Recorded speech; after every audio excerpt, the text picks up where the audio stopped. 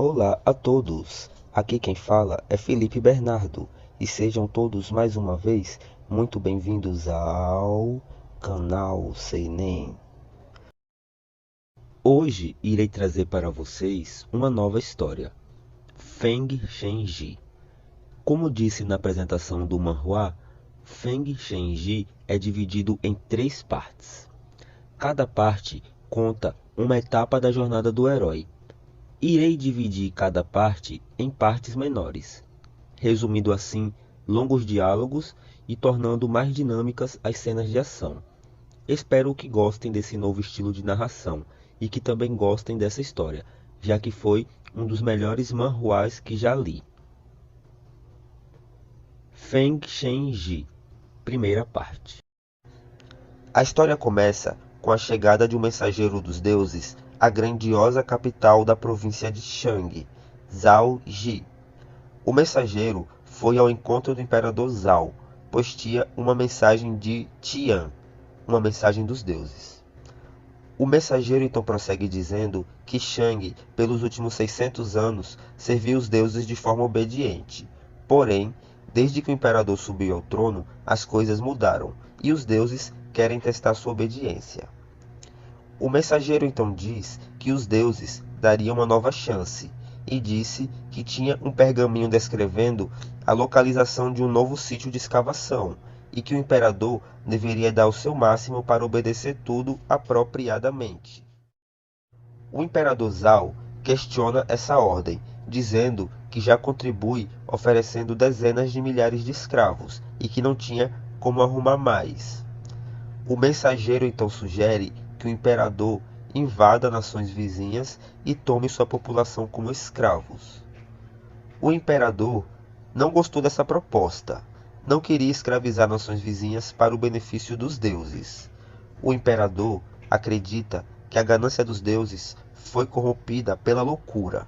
Ele disse que seus antepassados seguiram aos deuses de forma obediente sem nunca questionar, mas que ele seria diferente e queria criar suas próprias regras, pois o povo de Shang estava cansado de servir os deuses, queimando assim o pergaminho do mensageiro e o expulsando do reino. A cena muda e nos é apresentada uma criança que está em um galpão, trocando de roupa e se preparando para vestir uma armadura. Essa criança é o príncipe Wu Geng, filho do imperador. Ele está revoltado com o pai. Ele acha que o pai ficou louco por ter desafiado os deuses e o culpa por estarem naquela situação. O corpo do príncipe é todo coberto de cicatrizes. Ele conta que 2 anos antes arrumou briga com um escravo que acabou ficando cego de um olho, e disse que quando seu pai descobriu, ficou tão furioso que o chicoteou em praça pública. Eles nunca mais conversaram desde então. O príncipe acredita que seu pai não se importava com ele, pois ele acredita que é uma grande injustiça ser castigado daquela maneira por causa de um escravo. O príncipe olha pela fresta do galpão e vê a população desesperada, pois a cidade está para ser invadida pelos soldados de Zhou. O príncipe então se arma e vai ao encontro de sua mãe.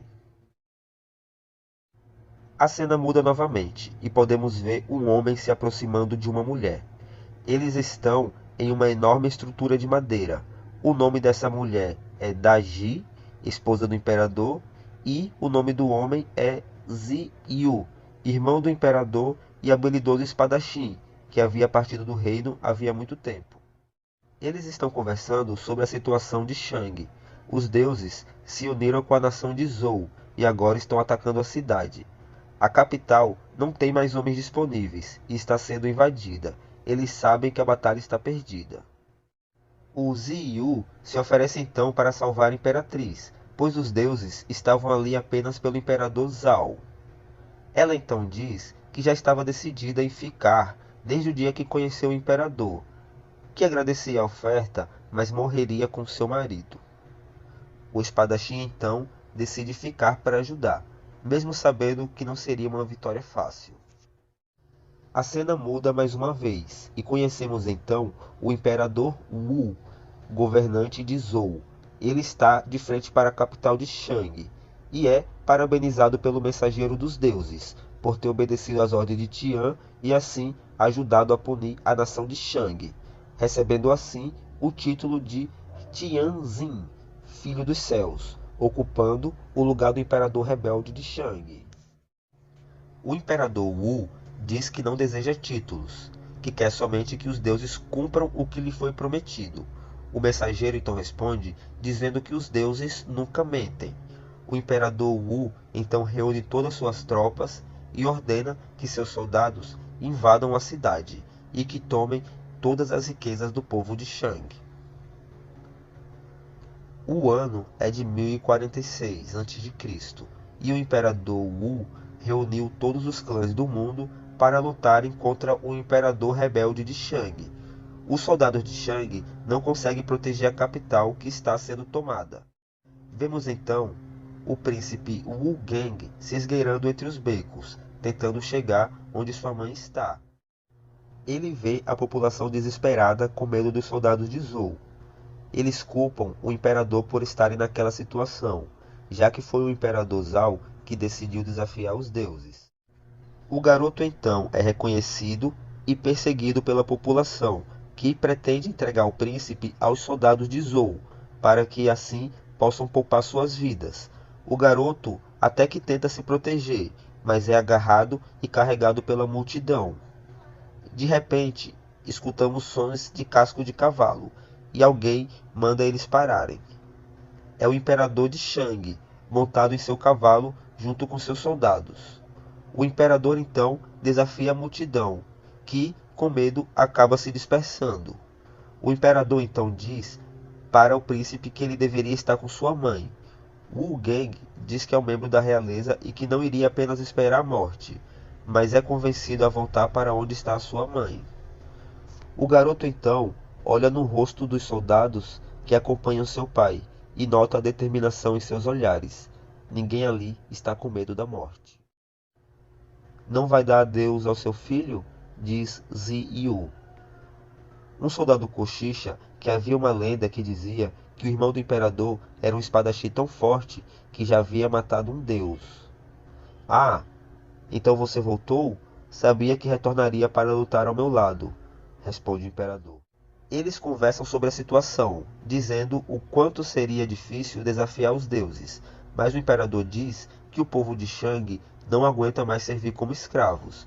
Então, os dois acabam se unindo para enfrentar os deuses. A cena volta para o imperador Wu de Zhou. Ele está confiante que a vitória está ao seu alcance, mas cobra o mensageiro dos deuses a ajuda que os céus prometeram para ganhar aquela guerra. O mensageiro diz que é difícil discernir a vontade dos deuses, que eles normalmente não se interessam em guerras humanas, mas que não se preocupasse, que os deuses com toda certeza iriam aparecer para punir o imperador rebelde. De repente, eles notam uma movimentação entre os soldados nos portões da cidade, e dentre eles surge o imperador de Shang montado em seu cavalo, destroçando os soldados de Zhou. O imperador e seu irmão então atacam as forças inimigas, derrotando vários soldados de uma vez. O imperador de Shang então avança em direção ao imperador Wu, questionando se o imperador seria o novo cachorrinho dos deuses. O imperador Wu responde dizendo que os deuses não podem ser ofendidos. Porém, quando o imperador de Zhou se prepara para se enfrentar ao imperador de Shang, uma voz diz para o imperador Wu ficar onde está. Então, um homem de pele vermelha cai do céu, estremecendo todo o chão. Este homem é meu. Imperador de Shang, aceite sua perdição. Temos então um flashback, onde vemos o imperador de Shang, quando criança, conversando com seu pai. Eles estão conversando sobre os deuses, em como eles eram mais antigos que a humanidade e como eles usavam seus poderes para controlar as forças da natureza, oprimindo assim as pessoas. O pai questiona o filho sobre o porquê dele estar tão interessado no assunto. O filho então responde, dizendo que presenciou a forma como os escravos eram tratados nas minas e como aquilo o fazia se sentir mal. O pai disse que também se compadecia dos escravos, porém, se não obedecesse os deuses, todos seriam punidos com calamidades e o povo acabaria sofrendo mais ainda. O filho então questiona por que o pai não se impõe contra os deuses. O pai disse que quando era mais jovem tentou questionar os deuses, mas que aprendeu a sua lição. Os deuses enviaram um guerreiro de pele vermelha que derrotou 100 de meus homens de uma só vez. Apenas me poupou e pediu para eu não fazer nenhuma tolice. Por favor, meu filho, não desafie os deuses.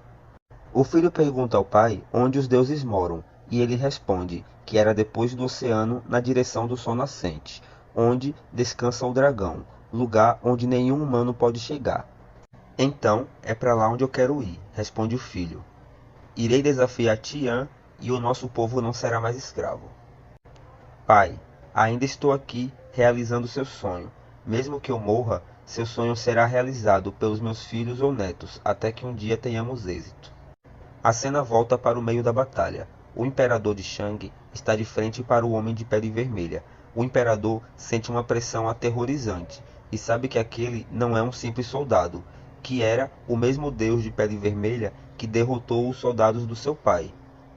O deus então arremessa o cavalo com o imperador junto, e com um único soco atravessa o cavalo, acertando o imperador e o arremessando para longe, destruindo uma muralha. Todos então percebem que nenhum homem é páreo para um deus.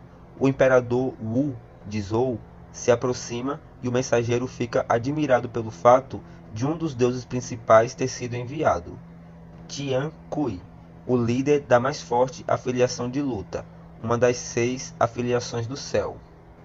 O deus então responde dizendo que Tian considera aquele assunto muito sério, pois não seria tão fácil derrotar o imperador de Shang. O mensageiro então pergunta se os outros deuses das afiliações estavam ali, e o deus responde que não somente eles. O mensageiro diz que aquilo era impossível. O chão então começa a tremer. Os soldados ficam com medo. O imperador Wu olha para cima e se assusta com o que está vendo. Uma fera de tamanho inimaginável surgia em frente à neblina. O Ziyu se movimenta. Ele não esperava por aquilo e se posiciona no lugar mais alto. Os soldados estão amedrontados, mas todos conseguem ver uma silhueta gigantesca no céu noturno. Um dragão. O dragão é uma fera ancestral sagrada. Somente Tian consegue controlar. Será que até mesmo o Senhor dos Deuses veio? A cena muda e vemos o príncipe finalmente alcançando a sua mãe. Ela o chama para ver o dragão. Ela então explica que não somente os deuses haviam descido, como também o próprio Tian. Ela explica que os deuses normalmente não se interessam pelas guerras dos humanos, porém acredita que deve haver um outro motivo do porquê ele desceu pessoalmente.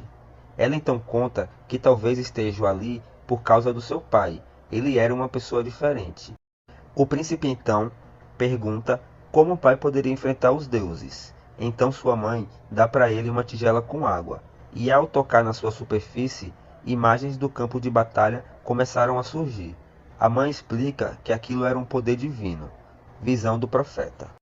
O garoto questiona sobre o poder divino, e a mãe dele explica que ela já foi uma deusa, que abandonou os céus quando se apaixonou pelo seu pai, e que havia guardado o segredo, pois os deuses poderiam punir a todos por aquilo, mas que naquela situação ela teria que contar ao filho tudo o que sabia. O dragão então se movimenta. Tanto os soldados aliados quanto inimigos estão amedrontados, e da cabeça do dragão escutamos uma risada. Vejam só aquilo, aquele bando de macacos tremendo de medo. E na cabeça do dragão podemos então conhecer os outros 5 deuses líderes das afiliações. Taiji, da afiliação do fogo, Liu Yue, da afiliação da chuva, Gimu, da afiliação da praga, Xixing, da afiliação da ferocidade, e Zuihi, da afiliação do relâmpago. Todos eles desprezam a humanidade, os comparando a macacos idiotas. O Taiji pede para que o deus da batalha Tian Kui deixasse alguns para ele. Tian Kui pede para que eles se comportem, porque Tian está observando. Eles estão impacientes e decidem se vão descer ou não para atacar os humanos. O primeiro a avançar é o Gimu, deus da praga. Ele desce entre os soldados de Shang e libera um poder chamado Neblina da Morte, que espalha uma fumaça que provoca doenças, com bolhas na pele quando entra em contato.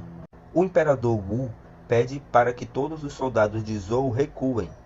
O irmão do imperador, o espadachim Ziyu, tenta se movimentar para ajudar os soldados de Shang com a fumaça venenosa, mas é interceptado pelo Shi Jing, o deus da ferocidade, o acertando em cheio. Os soldados de Shang estão sofrendo os efeitos da neblina da morte. Seus corpos vão se decompondo enquanto vários tumores vão se espalhando. O deus Gimu então questiona que tipo de castigo os rebeldes de Shang mereciam, atacando então um soldado e utilizando uma técnica que mata a vítima restando apenas a pele. Os deuses se divertem, dizem que Gimu era o melhor em esfolar. Até mesmo o imperador Wu ficou contrariado com as atitudes dos deuses, como eles não davam nenhum valor à vida humana, como era uma diversão para eles o sofrimento das pessoas.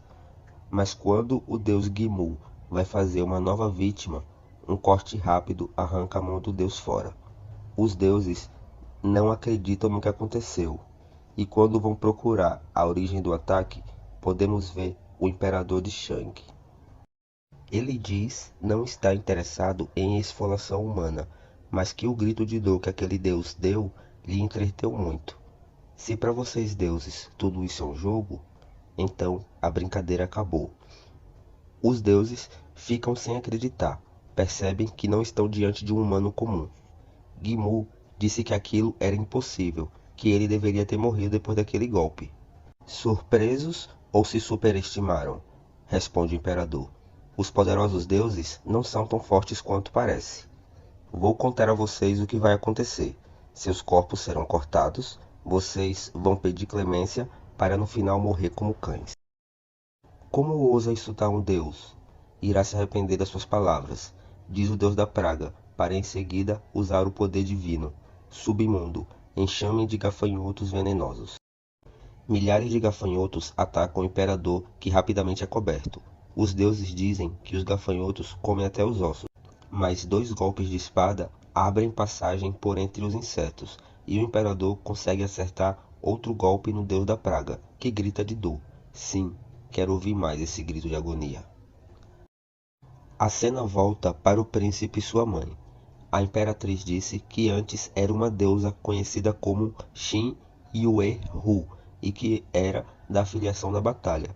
Disse que conheceu o pai do garoto há 8 anos atrás. Ele sempre odiou os deuses, mas eu falei para ele que tinha deuses que pensavam diferente como ela, e que desde então ela vive como uma mortal junto com o imperador. O príncipe questiona o porquê de nunca ter percebido aquilo, mas a mãe disse que ocultou seus poderes para não ser localizada pelos deuses, e que tinha feito aquilo para o seu bem. O príncipe não aceita aquelas palavras. Disse que, por causa deles, agora sua vida também estava em perigo. Ele não entendia como poderia valer a pena se arriscar tanto por causa de uns escravos. A mãe imperatriz então fala para ele não pensar desse jeito, que todas as pessoas são iguais e que seu pai tem muita compaixão. O príncipe Wu Geng acha que seu pai é um grande idiota. Ele acha que seus pais destruíram seu futuro.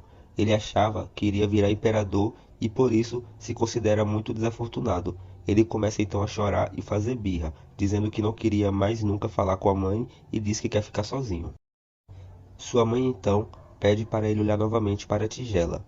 Quando ele olha novamente para a água, consegue ver seu pai, o imperador de Shang, desferindo vários golpes no deus da praga, Gimu, que está gritando de dor. O imperador acertava vários golpes de espada no deus, porém ele evitava pontos vitais, pois queria que os outros deuses vissem que ele não queria dar o golpe final, queria fazer o deus gritar de sofrimento. O imperador estava cercado de diversos oponentes fortes, mas mesmo assim queria humilhar aquele deus. Gimu se questionava se iria morrer nas mãos de um mortal, quando de repente o deus de pele vermelha se movimenta. Mortal, vejo que é habilidoso. Deixe colocá-lo à prova novamente. Poder divino, grande guerreiro, avalanche da montanha. Mesmo o Deus dando um golpe muito poderoso, o imperador para o golpe facilmente com sua espada. Mortal, ainda não mostrou seu verdadeiro poder? Me mostre. Então você percebeu? O imperador então grita: apareça! E em meio a um grande rugido, um par de asas negras cresce nas costas do imperador. Essa transformação lança o deus de pele vermelha para longe. Ele fica impressionado que um mortal possa utilizar um poder divino, ainda mais um tão poderoso. É impossível que seja. Os deuses do fogo e do relâmpago conversam a respeito de uma lenda de 600 anos atrás, que dizia que Tian havia lutado com uma besta ancestral sagrada, que só derrotou depois de várias investidas, mas que seria possível ressuscitá-la apenas com uma ínfima parte do seu corpo, a Fênix Imortal. O pequeno príncipe fica impressionado com seu pai e sua armadura. Sua mãe conta um pouco mais sobre a lenda, em como o antepassado da família Shang salvou a Fênix fundindo ela com uma armadura. E o pai do príncipe Wu Geng, o imperador de Shang, era a única pessoa que havia conseguido compartilhar sua força vital com a Fênix. O príncipe fica impressionado por não saber nada sobre essa história. A sua mãe diz que a Fênix Imortal tem um poder divino, força ancestral, que permite lutar de igual para igual com Tian.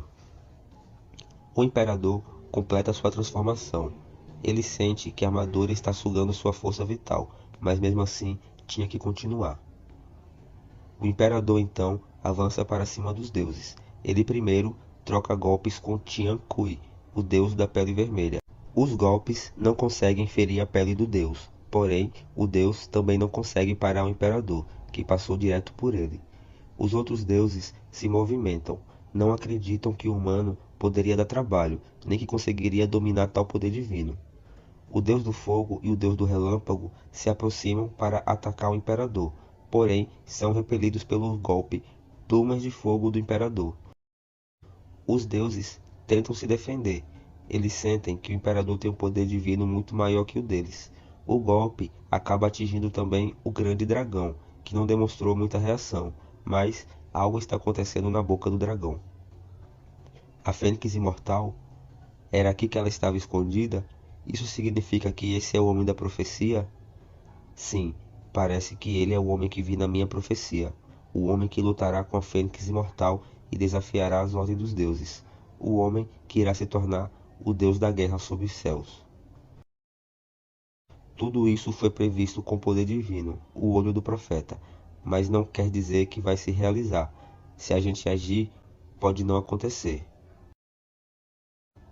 Deus da guerra é? Está chegando ao fim mais um vídeo. Muito obrigado a quem assistiu até o final. Espero que todos tenham gostado. Se curtiram meu trabalho, não se esqueçam de dar like no vídeo e se inscrever no canal. E até a próxima. Fiquem sempre ligados no canal Seinen.